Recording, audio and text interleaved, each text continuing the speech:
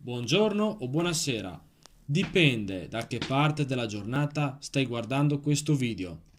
Allora, questo è un video a immagine ferma perché in origine lo avevo girato in luogo pubblico, davanti al monumento che state vedendo.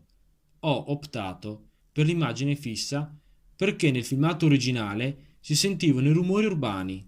Allora, quello che state guardando è un monumento dedicato al pittore Paolo Veronese, a pochi passi dal Teatro Romano di Verona. Bando alle ciance, inizio a spiegarvi chi era Paolo Veronese. Ovviamente Veronese era un soprannome che gli venne attribuito per via delle sue origini nella città di Verona, dove nacque nel 1528 e dove iniziò a lavorare nella bottega dell'artista locale Antonio Badile.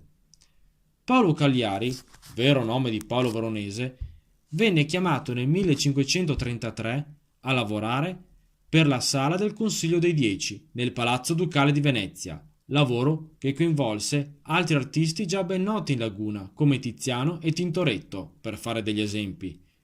In poco tempo Paolo Veronese divenne molto noto e ricevette importanti commissioni, come quella di affrescare gli interni di Villa Badoer a Maser, in provincia di Treviso, a partire dal 1560.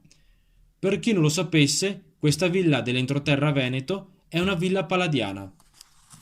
Paolo Veronese, da buon artista veneto, era un tonalista, ma sosteneva che il soggetto è più importante del colore e riguardo il colore puntava sull'importanza dei colori primari e dei principali colori derivati.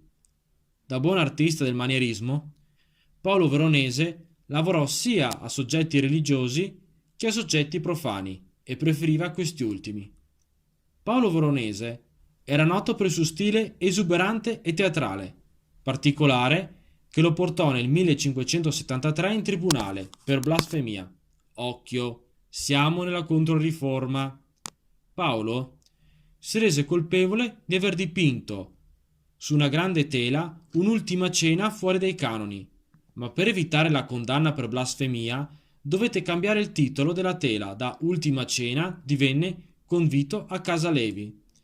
Si racconta che durante il processo disse: agli artisti e ai matti si perdona tutto. Da allora venne chiamato anche Paolo il Matto. Adesso non so dirvi se con questa storia ci sia un legame con il proverbio veneziani gran signori, padovani gran dottori, vicentini magnagatti, veronesi tutti matti. Se qualcuno sa le vere origini di questo proverbio scrivetemelo pure nei commenti, grazie.